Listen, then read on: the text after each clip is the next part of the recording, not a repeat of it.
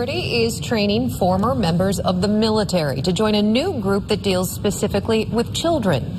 Local 24 watchdog Mike Matthews is live in the newsroom. And Mike, what is going to be the most effective weapon in this war? Yeah, you'd think it would be hardware, guns, but no, in this case, we're talking about the type of hardware that most of us have, computers.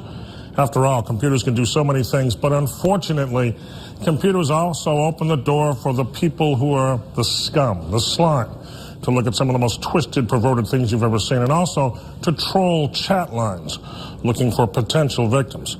What people don't know is you can use that computer just the other way.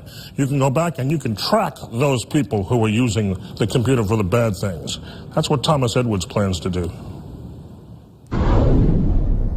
These guys know that the scum of the earth is often strolling on computers.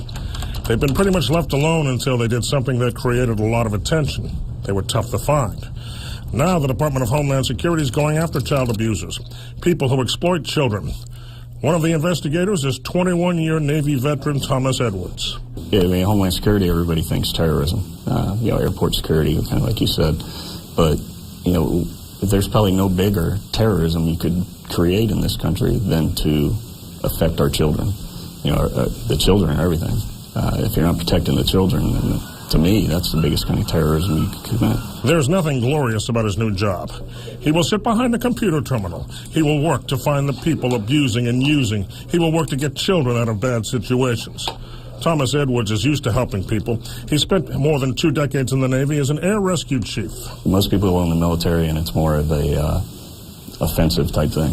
If I'm going in offensive, it's because I'm going in to help our guys that are out there doing the offensive stuff to get them out because somebody's trying to hurt them. He badly injured his leg in his last operation.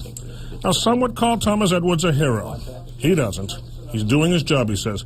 He happens to be working with a group now called Human Exploitation Rescue Operative, spelled HERO. The National Association to Protect Children started this plan after getting money from the Plow Foundation in Memphis. The idea was simple.